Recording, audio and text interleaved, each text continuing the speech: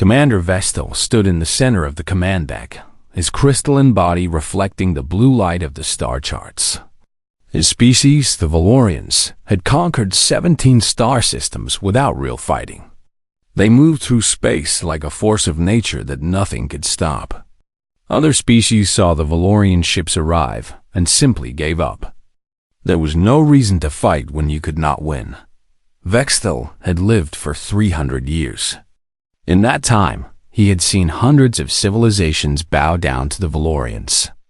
Young species with dreams and hopes and weapons that looked like toys compared to what the Valorians could do. It was always the same. A warning message. A demand for surrender. The weaker species would think about it for a few days. Then they would give up. Sometimes they tried to fight back, but their weapons bounced off Valorian ships like rain falling on glass. Today was no different. Reports said there was a species called humans on the planet Kepler 442b. Humans were young, maybe only 10,000 years into their space age. They had built a small colony, just a few thousand beings living in domes and underground structures. Vestal read the report and felt no fear. Fear was an old feeling, something he had stopped having centuries ago. He ordered the fleet to move. 50 warships left their patrol route and pointed toward Kepler 442b. The trip would take 5 days. Vestal spent the time preparing the message that always worked. Surrender or be destroyed.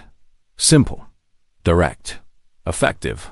On Kepler 442b, Commander Nathan Price was preparing for a normal day.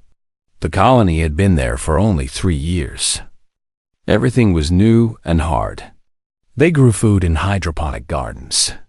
They mined the planet for metals and rare elements. They built roads and homes and places to live. It was difficult work, but it was important work. They were building a future for humanity so far from Earth. Price was a military man. He had joined Earth's Colonial Defense Force because he believed in protecting people.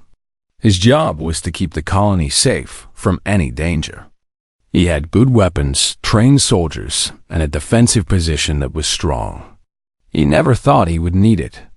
Kepler 442b was far from any war zones. Most people believed space would stay peaceful. The alert came at 3 in the morning. Governor Margaret Foster called Price to her office. Her face was serious. On her screen was a message in Valorian language, already translated by the colony's computer systems. The Valorian commander was demanding surrender. He gave the colony 72 hours to disarm all weapons and accept integration into the Valorian hierarchy. If they did not obey, he would destroy everything. Price read the message twice. He had heard stories about the Valorians. Every colony commander had heard the stories. The Valorians never lost a fight because nothing could fight them and win. Some colonies had tried to resist. Those colonies no longer existed. Governor Foster looked at Price with fear in her eyes. She asked him what they should do. Price did not answer right away. He was thinking about the 2,000 people in the colony.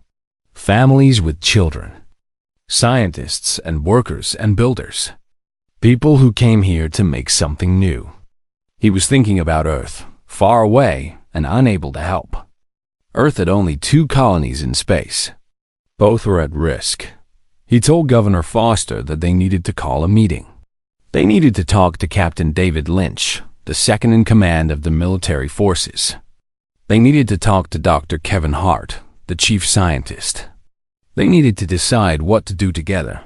The meeting happened in a hidden command center, deep underground, where the Valorians could not spy on them using their sensors. Governor Foster explained the situation. Captain Lynch was a woman with gray in her hair and a military record that went back 20 years. She had fought in Earth's wars before coming to space.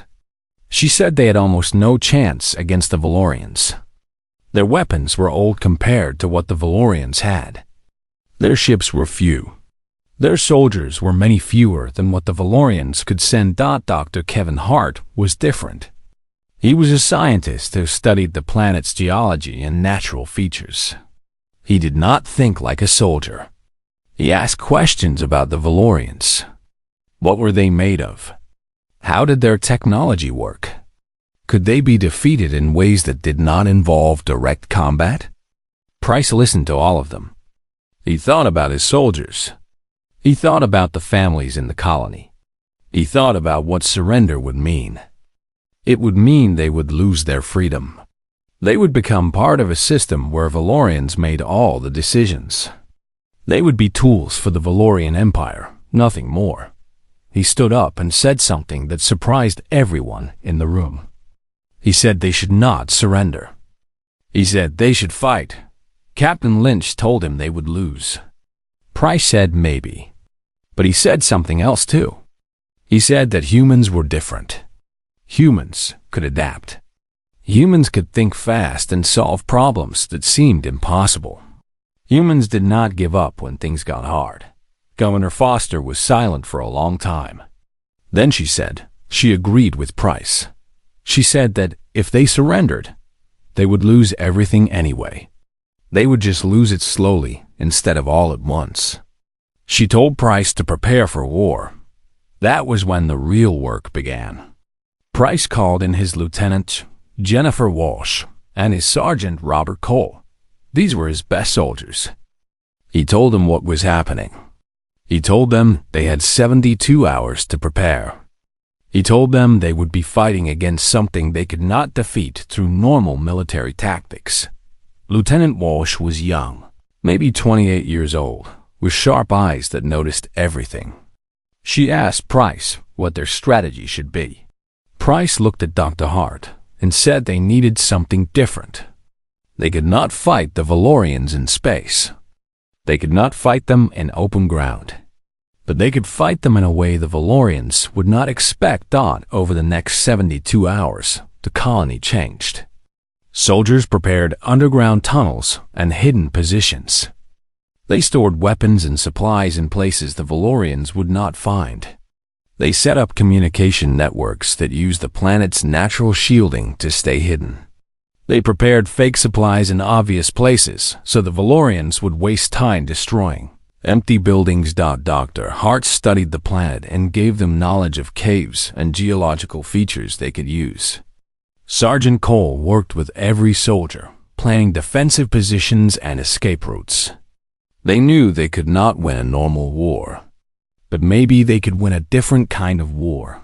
When the 72 hours ended, the Valorian fleet arrived. 50 massive ships appeared in orbit around Kepler 442b. They sent another message. Surrender now, or be destroyed in 1 hour. Commander Nathan Price sent back a message of his own. It was short and clear. It said, "We will not surrender. Come and try to take our home." On the Valorian flagship, Commander Vextel received the message. For the first time in 300 years, something was not going the way he expected. He read the message again. The humans were refusing to surrender. They were saying they would fight. Vextel felt something he had not felt before. It was not quite fear. It was not quite confusion. It was something new. It was the beginning of understanding that this day would change everything he believed about war and power and what it meant to be afraid. Commander Vestal expected the humans to meet his fleet in open space. He expected them to launch their small ships and try to fight. That was what every other species did. They would come out with weapons. The Valorians would destroy them quickly. And then the Valorians would land and take control of the planet. The humans did something completely different. When Vextel ordered his ships to move toward the planet, nothing happened. No human ships launched. No weapons fired from orbit. The humans simply disappeared. Their colony buildings were there, but the people were gone. Vextel sent down scanning equipment. It showed that the humans had moved underground. They were hiding in the planet's interior. This was not in the Valorian military manual. The manual said that lower species would either fight or surrender. The manual did not say anything about running away and hiding under the ground. Vexthel ordered his ships to begin bombing the colony from orbit. His weapons were powerful enough to level the entire colony in minutes. Buildings exploded. Domes collapsed. The surface of the planet shook with the force of the bombing. Vexthel watched the screens and waited for the humans to give up. They did not give up. Instead, more reports came in. Human soldiers were attacking Valorian landing craft. When a ship landed to deploy troops, the humans would appear from underground tunnels and destroy the ship before it could open its cargo doors. They were using weapons that should have been worthless against Valorian armor, but they were using them in ways that the Valorians had never seen before. Sergeant Robert Cole was inside a tunnel system 2 miles below the colony. He had 20 soldiers with him. They had set up a position where they could see a landing zone for the Valorian ships. When a massive Valorian transport came down, Cole gave the signal. His soldiers fired explosives at the landing gear. The ship fell to the side, crashing into the ground. Then they fired at the hull, using shaped charges that they had made from industrial explosives. The Valorian armor was strong, but not strong enough to resist when humans knew exactly where to shoot. The ship caught fire. Valorian soldiers began pouring out of emergency exits. Cole's team was already moving, pulling back into the tunnels before the Valorians could locate them. They had destroyed a ship that was worth more than the entire colony's yearly budget, and they had done it with weapons that were supposed to be useless. This pattern continued. The Valorians would land. The humans would attack. The humans would disappear back underground. Vexthel lost 5 ships in the first day of fighting. His commanders told him this was not possible. Human weapons should not be able to damage Valorian ships. But the ships were damaged. Some of them were destroyed. Vexthel changed his strategy. He sent down larger forces, bigger numbers of soldiers. He would overwhelm the humans with sheer force. The Valorian soldiers were stronger and faster than humans. Their weapons were better.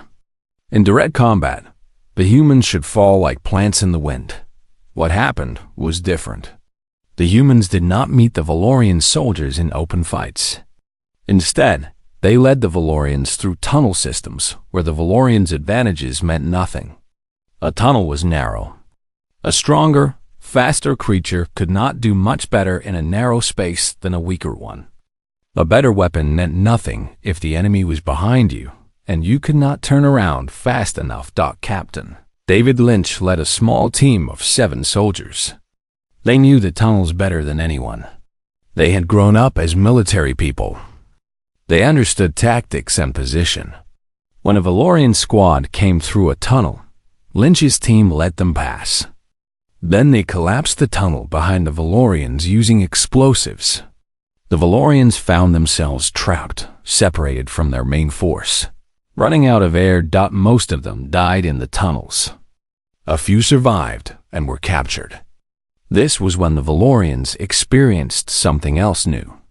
They expected the humans to kill them. Instead, the humans brought them to a medical facility. They gave them water. They gave them medicine. They treated their wounds.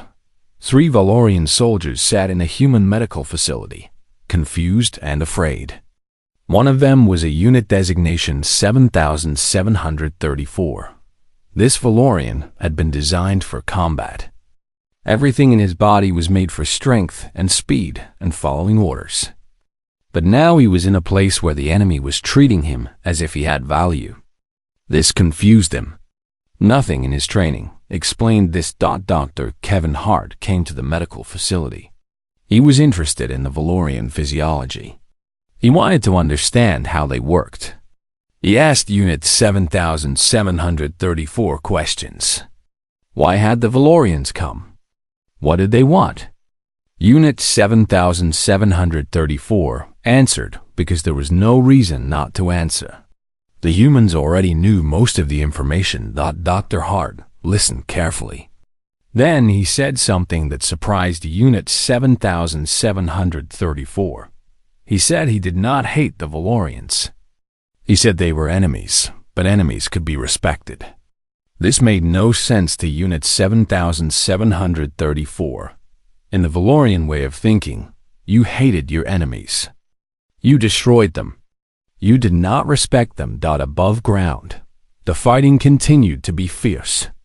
The Valorians had more ships and more soldiers, but the humans had something the Valorians did not expect. They had knowledge of their own world. They had studied the geology of Kepler 442b. Dr. Harg had found things in the planet's structure that made his team understand the world. He had discovered something important. The Valorian crystalline bodies had a weakness. They could be damaged by specific frequencies of sound.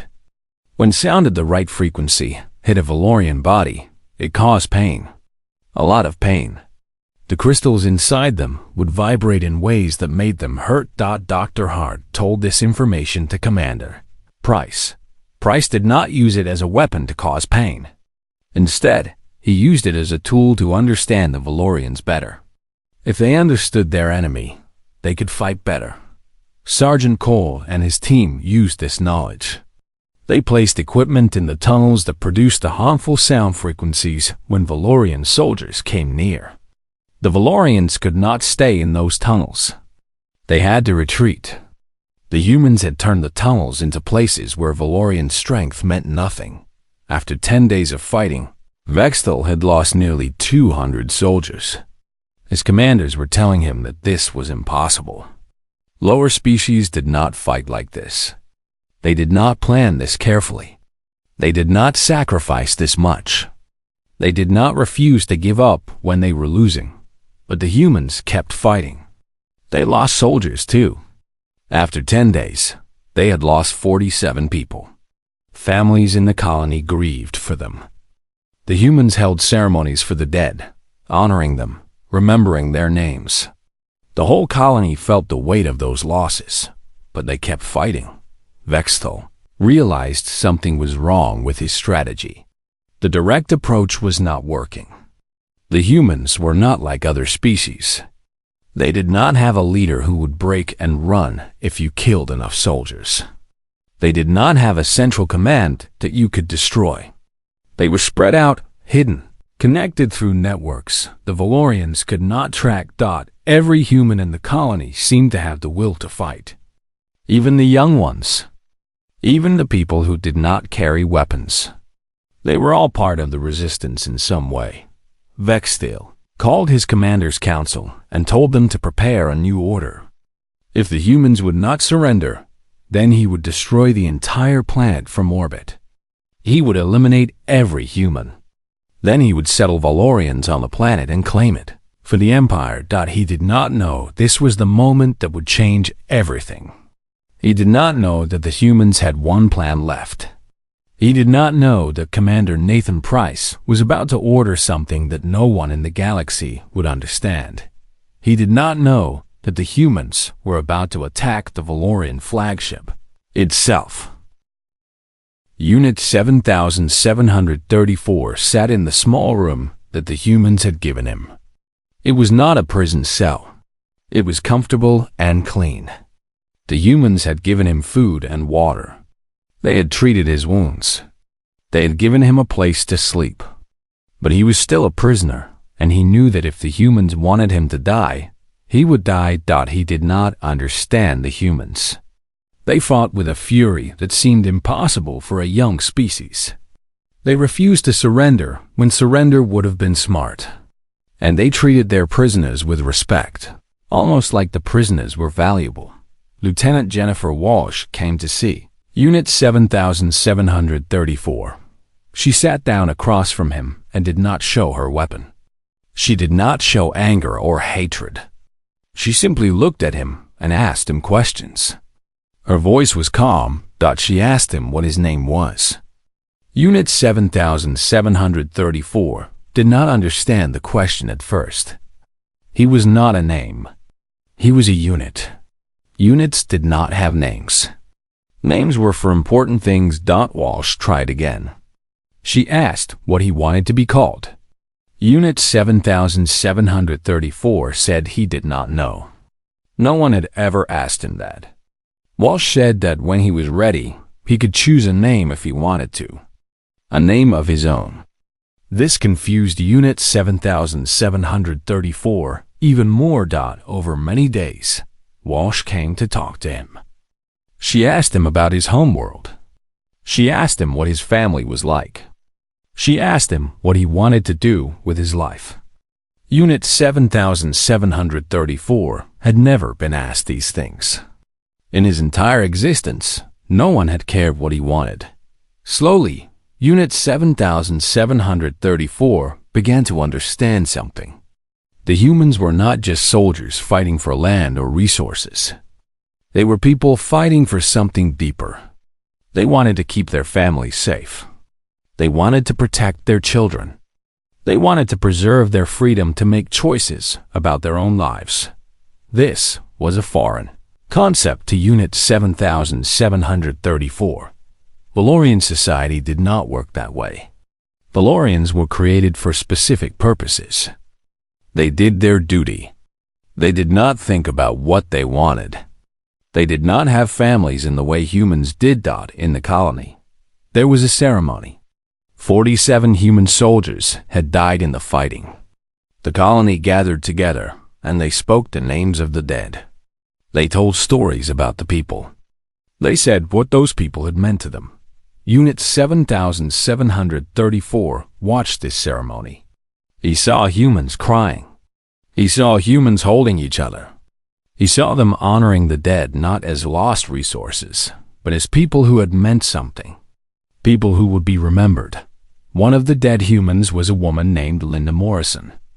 She had been a medic. She had saved lives. She had run into combat zones to help wounded soldiers. A young human soldier named Kevin was speaking about her. Kevin was crying.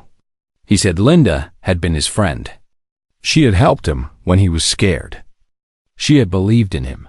Unit 7734 felt something strange inside his crystalline body. It was not pain. It was something else. Later, when he asked Dr. Kevin Hart what this feeling was, Hart told him it was called empathy. It was the ability to feel what another person felt. It was what made humans human. Above, in orbit, Commander Vex Still was making a decision. He had received reports that the humans had captured 3 of his soldiers. He had received reports that they were still fighting in the tunnels. He had lost too many ships. He had lost too many soldiers.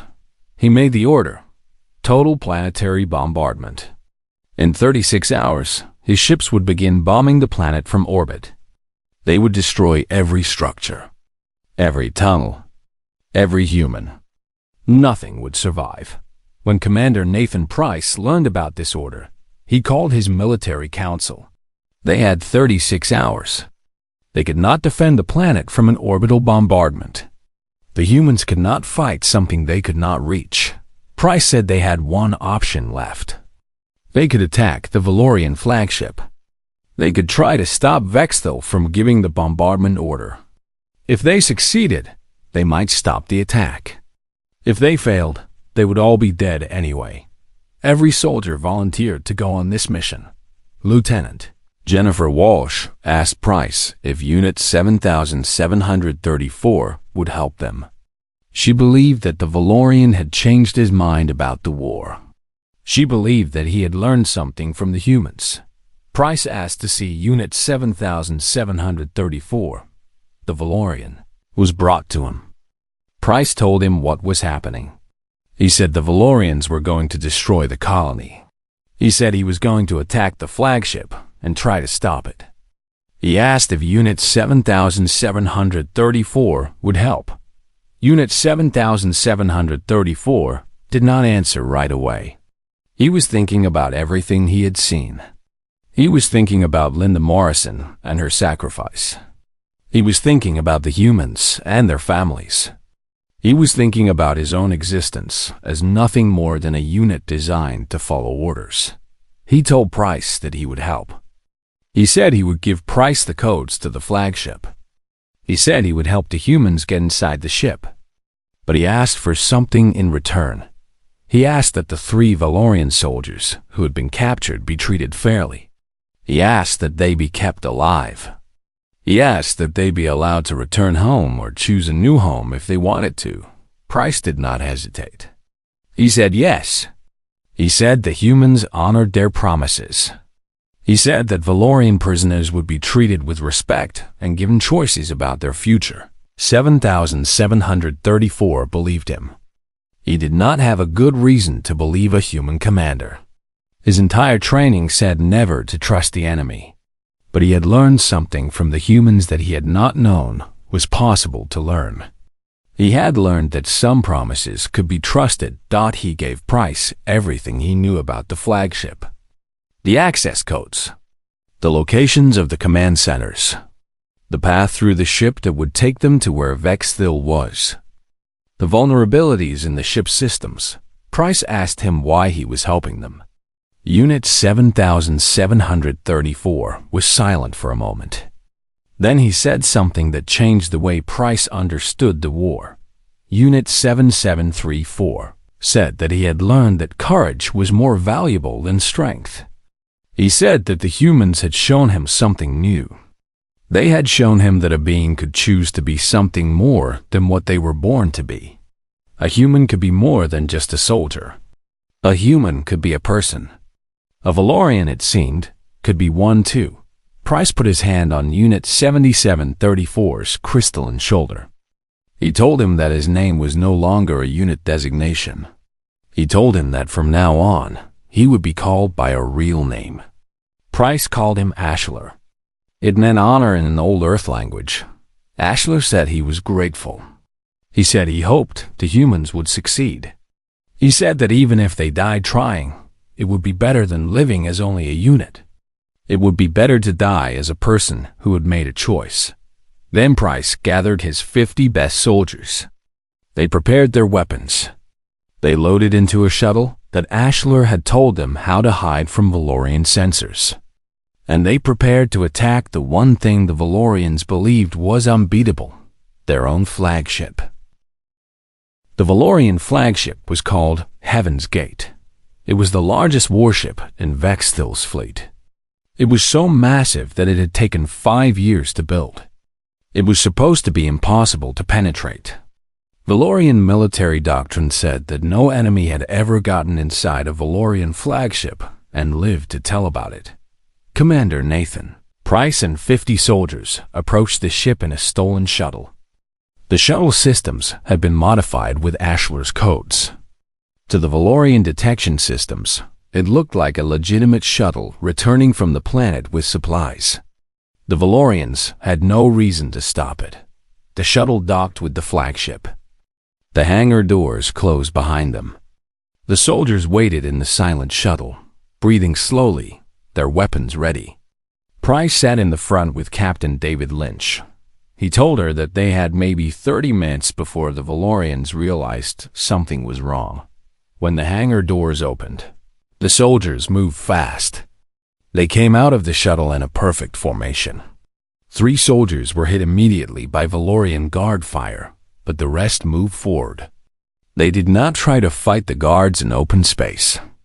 They moved into the corridors of the ship, which were narrow and dark and made for Valorian bodies, not human ones. This was where the human size became an advantage. The corridors were built for crystalline beings who were 7 feet tall and 3 feet wide. For humans, they were huge tunnels that offered perfect places to hide and shoot from. The Valorian guards could not turn their weapons fast enough. They could not move with speed in these tight spaces. Sergeant Robert Cole led his squad through the upper decks. They moved like water, flowing around obstacles, finding the best positions. When Valorian soldiers came around a corner, the humans had already set up ambush positions. It was brutal and quick. The Valorians had not trained for close quarters combat in their own ship. Captain Lynch led another squad toward the communication center. She moved fast and steady. She knew exactly where Ashler had told them the communication center would be. They had studied the ship's layout for hours. Every human knew their job. When they reached the communication center, there were 10 Valorian soldiers defending it. Lynch did not hesitate. She led the attack directly. Her squad moved in with weapons firing. 3 humans were hit, but they kept moving. They knew this mission was bigger than any single life.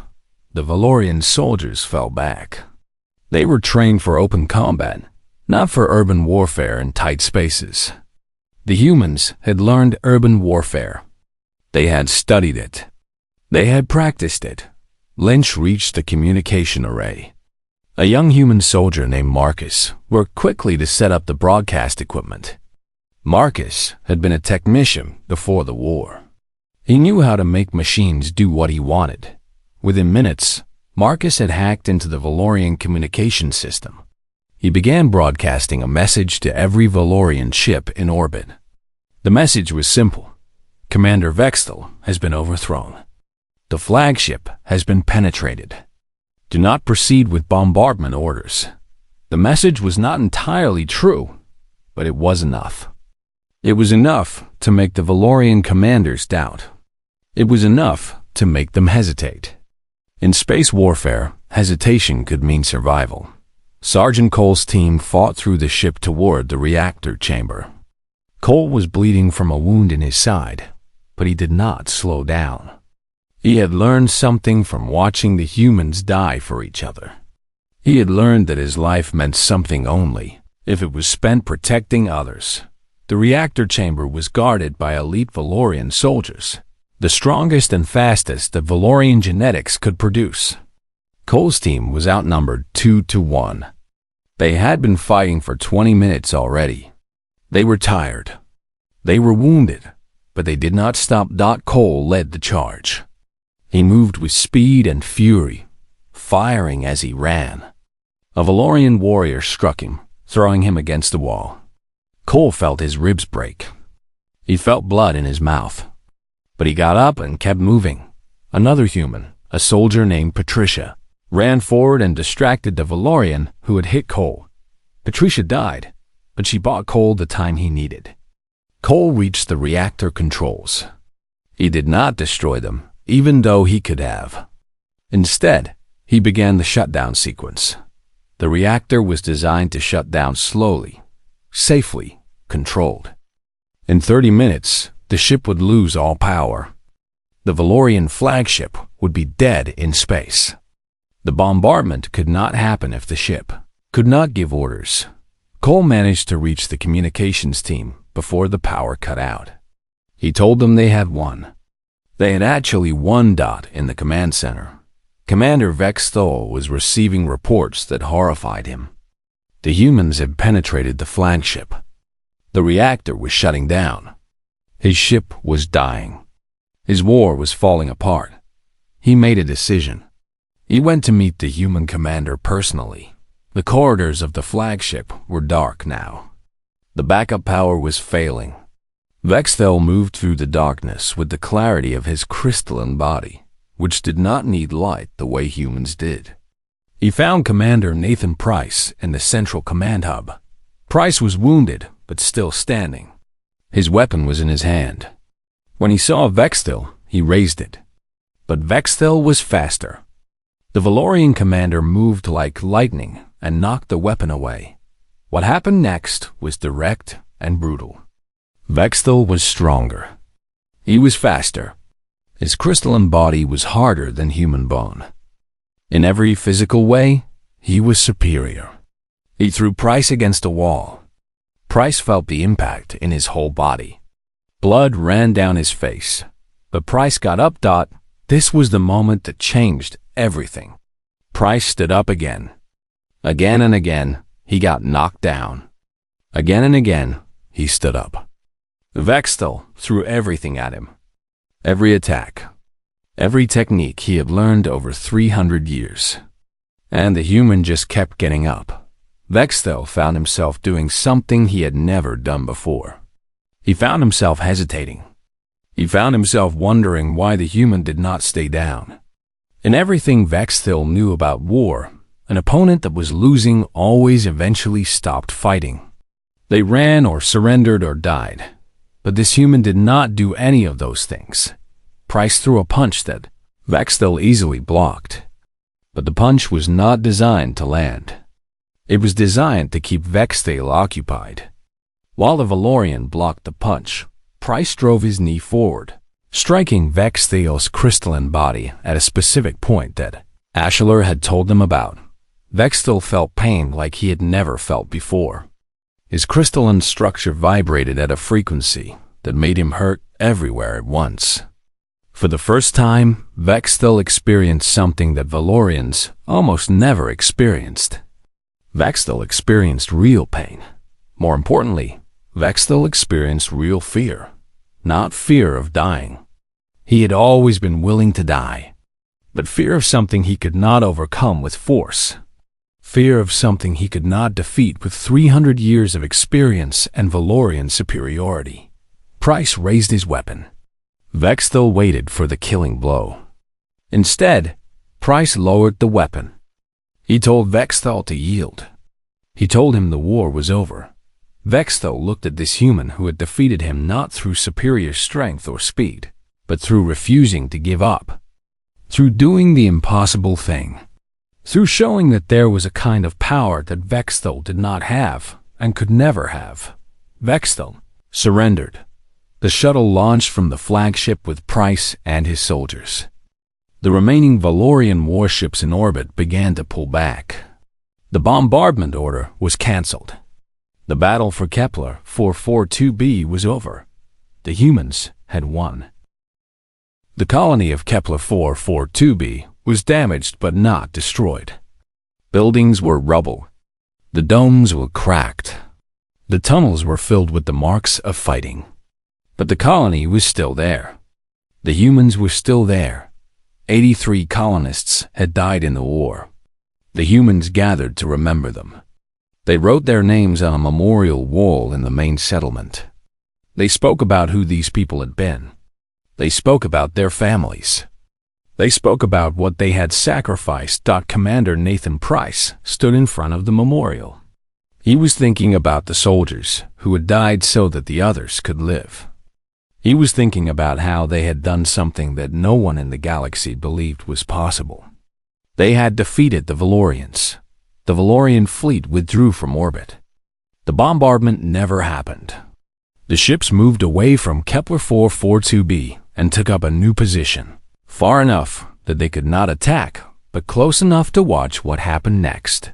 A new Valorian commander arrived at the planet. Her name was Commander Sheeler. She was different from Vexthil. She had spent her life asking questions instead of giving orders. She had studied other species. She had wondered if the Valorian way of doing things was the only way. She asked to meet with Governor Margaret Foster and Commander Nathan Price. The meeting took place on neutral ground, in a sealed chamber that both sides had agreed on. Sheeler came alone except for a guard. Price came with Captain Lynch and Dr. Kevin Hart. Sheeler began by saying something that no Valorian commander had said before. She said she wanted to understand what had happened. She said she wanted to understand how a young species had defeated the Valorian Empire. Price told her the truth. He said it was not about weapons or strength. He said it was about refusing to give up. He said it was about fighting for something more important than survival. He said the humans fought to protect their families and their freedom. Sheeler listened carefully. Then she said something surprising. She said that Vexthil had sent a detailed report about what happened. Vexthil had told the Valorian government everything. The government had distributed his report to every Valorian colony and military academy. Sheeler told them that the Valorian military was in chaos. For 300 years, the Valorian doctrine had been simple. The strong defeat the weak. There was no exception. The strong always won. But the humans had broken this rule. The humans were weaker, but had won. Military commanders were being questioned. Strategic experts were being re-examined. Everything that the Valorians believed about war was being challenged. Sheilor made an offer. She said that the Valorian government wanted to establish a peaceful relationship with humanity. She said they wanted to learn from humans. She said she wanted to propose a partnership. Scientists from both species could work together to understand things that neither could understand alone. Governor Foster asked what the Valorians wanted in return. Sheilor said they wanted something that could not be bought or manufactured. They wanted to understand what Vextil had called the human thing. They wanted to understand what gave humans the ability to do impossible things. Dr. Kevin Hart stood up. He told Sheilor that he would help. He said he wanted to study the Valorian crystalline structure and help them understand their own bodies better. He said knowledge should be shared between species, not hidden. But he added something important. He told Sheilor that the human thing could not be taught. It could only be learned by experience. It was the experience of caring about something more than yourself. It was the experience of sacrifice. It was the experience of choosing to do what was right instead of what was easy. Sheilor nodded. She understood, at least a little bit. 3 of the captured Valorian soldiers were returned to Sheilor. But something interesting happened. One of them asked to stay. He asked if the humans would let him stay on Kepler 442b. He said he wanted to learn more about humans. He said he wanted to understand what they understood. The human commanders agreed. 1 Valorian would stay and learn. 1 Valorian would become part of the human colony, Unit 7734. Now known as Ashlar, was freed from his confinement. He had a choice now. He could return to the Valorian fleet, or he could stay with the humans.